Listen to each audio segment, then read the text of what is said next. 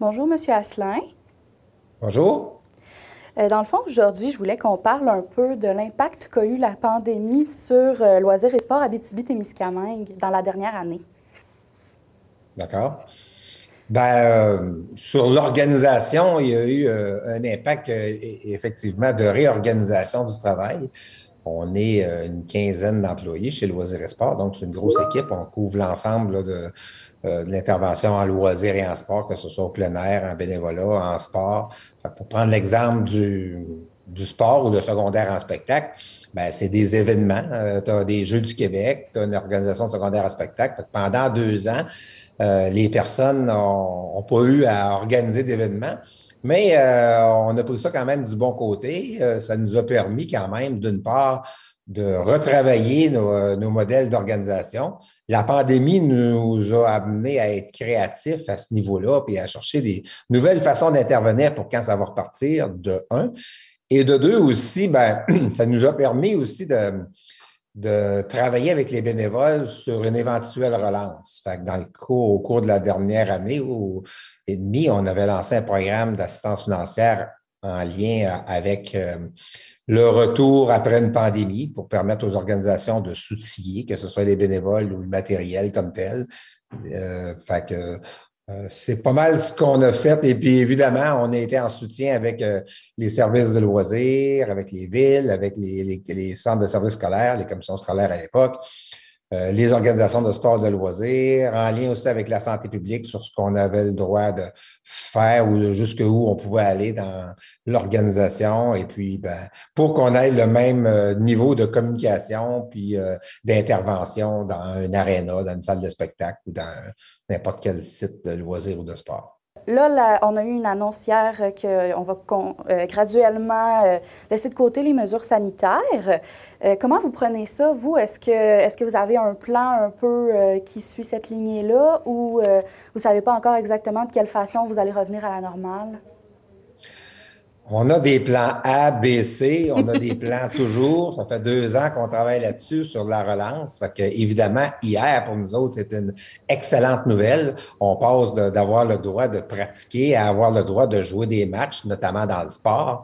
Dans le loisir, on a aussi d'autres permissions en termes de nombre de personnes dans une salle ou à l'extérieur. Fait que ça nous ouvre plein de possibilités. Si je reviens au sport plus particulièrement, ben, il y a également la notion des tournois comme tels que on nous annonce que possiblement au 28 février ou au mois de mars, quelque temps, on aurait une relance. Fait que, à ce stade-ci, en cette journée, ben, on n'est pas en mesure de confirmer le comment, mais on est évidemment prêt. On est très près de la santé publique qui nous informe. Les fédérations sportives aussi nous tiennent au courant de ce qui peut se faire, mais les premiers acteurs, nous, ce sont les responsables des équipements. C'est les villes qui sont responsables, l'exemple de l'aréna, etc., puis les écoles de leur plateau sportif. Fait que c'est avec eux autres qu'on doit travailler. On doit travailler aussi avec un facteur qui est important, c'est que des fois, la pandémie ne circule pas de la même façon d'une école à une autre. Fait que ça aussi, il faut travailler à travers ça. Fait que dans le cadre d'une compétition, si telle équipe ne peut pas participer puis telle autre peut compétitionner, ben ça donne des petits casse-têtes au niveau de l'organisation des horaires, par exemple. Mais savez-vous quoi? C'est pas un gros problème pour nous. On a tellement hâte que les gens puissent jouer, puissent avoir du fun. C'est l'essence même de notre mission. Fait que on a très hâte de lancer les plans comme on va le pouvoir. Comme le disait le premier ministre hier, il faut apprendre à vivre avec ce virus-là. Puis, ben, on va le faire. Donc, est-ce que vous entrevoyez un bel été justement pour les activités sportives? Ben, écoutez, l'histoire des 2 dernières années nous dit qu'habituellement, l'été, c'est peut-être un peu moins pire. On n'est pas à l'abri du fait qu'un virus peut être relancé, une sixième vague, mais on demeure très, très, très optimiste. Je donne l'exemple. Il devait y avoir une finale régionale des Jeux du Québec à l'hiver 2022. On n'aurait pas, ça serait fini, là, ça aurait été à la salle la fin de semaine dernière pour classer les gens pour Rivière-du-Loup. Ben, l'équipe, les bénévoles étaient prêts à accueillir les gens. Les bénévoles travaillent depuis le mois de septembre pour organiser cette finale régionale-là. Et au mois de décembre, ben, c'est-à-dire au début janvier, on était obligé d'annuler ou reporter cet événement-là. Même chose au niveau provincial de la finale des Jeux du Québec. Fait que qu'est-ce qui nous attend pour l'été prochain? On espère que ce ne soit pas ça. Ça fait déjà 2 fois que la finale d'été de Laval est reportée. Cet événement-là qui devait avoir lieu en 2020 a été reporté en 2021. Là, elle va avoir lieu en 2022. Fait que, on est très optimiste que le pire est en arrière de nous au niveau de la pandémie. Fait que, on se met en branle pour organiser ces événements-là avec nos partenaires. Et là, si on passe à un autre sujet que la pandémie, à la fin janvier, vous avez octroyé des bourses à des athlètes de l'Abitibi-Témiscamingue. Est-ce que vous pouvez nous en parler un peu plus? Oui, ben, c'est dans le cadre du Fonds de l'athlète de l'Abitibi-Témiscamingue. C'est un organisme dont chapeaute notre organisation, Loisirs et Sports Abitibi-Témiscamingue, qui existe depuis fort longtemps, depuis 1986, donc 35 ans d'existence. Et puis, bon an, mal an, ben, on recueille des fonds au niveau de personnes qui contribuent à 100 ou au niveau des commanditaires. Fait que cette année, on a eu la chance d'associer de s'associer avec Anico Eagle, qui est notre partenaire majeur, mais il y a également Cyril Latrienne, il y a le ministre Dufour, il y a les 5 MRC de l'Abitibi-Témiscamingue, ce qui fait en sorte que on peut remettre un plus gros montant qu'on remettait les autres années, là. Comme par exemple, le plus gros montant qu'on remettait à un athlète qui est sur l'équipe du Canada, c'est 2000 $. Là, c'est 2500. Fait que ça a fait en sorte que cette année, on a fait environ 18 remises au cours de l'hiver dernier. Fait que c'est des athlètes de pointe, c'est des athlètes qui sont soit sur le bord d'être classés sur l'équipe du Québec ou sont sur l'équipe du Québec et plus sur l'équipe du Canada. Fait que c'est quand même assez impressionnant de voir le talent de nos athlètes, puis c'est encore plus impressionnant de voir comment il est appuyé par notre population puis nos commerçants, nos entreprises. Super. Les bourses ont quel objectif exactement? Ben, en fait, les bourses, ça permet, c'est une initiative de la région. Vous savez que quand on est sur l'équipe du Québec, par exemple, on vous paye vos dépenses sans problème, mais à partir de Montréal, par exemple. Fait que tu es sur l'équipe du Québec, tu vas compétitionner contre une autre province ou tu fais les Jeux du Canada, ben ça, c'est le premier élément. Les frais dans la région sont plus difficilement assumés. L'autre élément, c'est quand tu t'entraînes en région également, ben, tu as à te déplacer ou tu as besoin peut-être d'encadrement. En bref, un athlète qui vient en Abitibi-Témiscamingue, ça lui coûte plus cher ou ça coûte plus cher à ses parents qu'un athlète qui est sur l'équipe du Québec qui est de Montréal. Fait que, en résumé, c'est un peu ça qui est l'essence même là, de ce programme-là.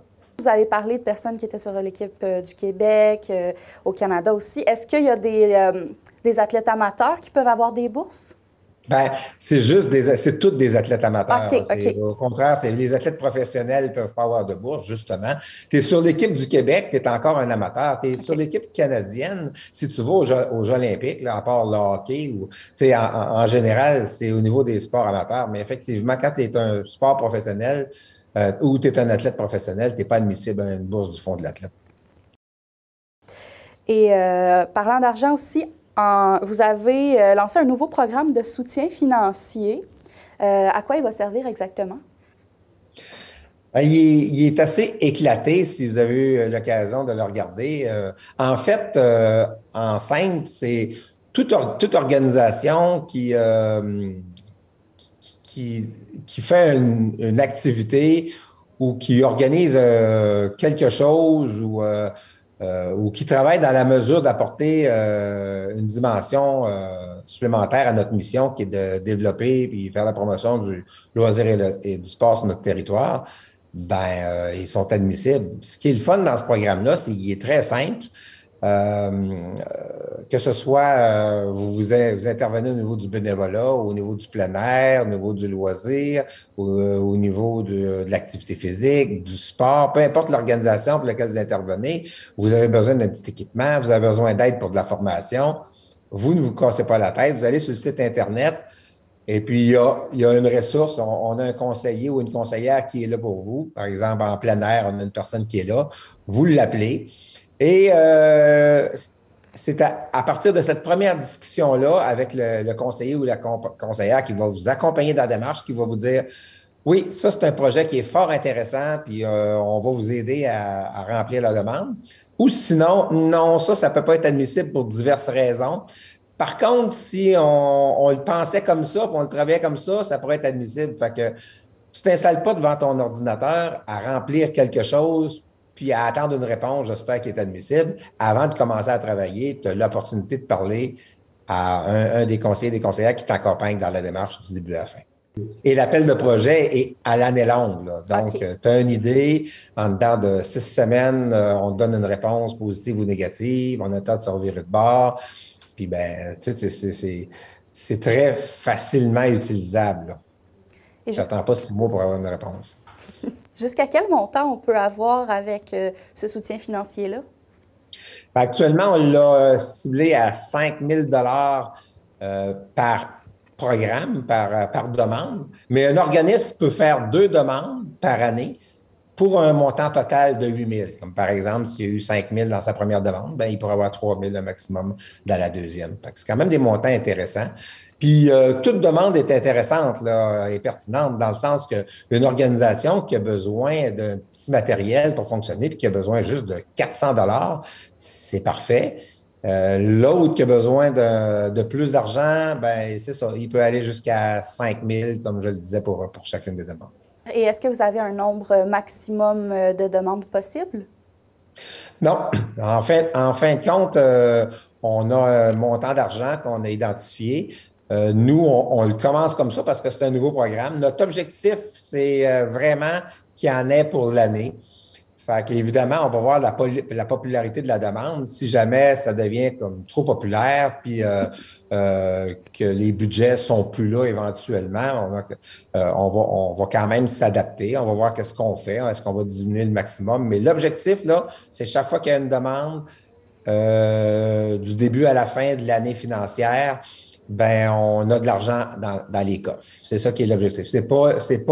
En principe, c'est pas premier arrivé, premier servi. Puis malheureusement, si ton activité a lieu 10 mois plus tard, tu n'auras rien. Là.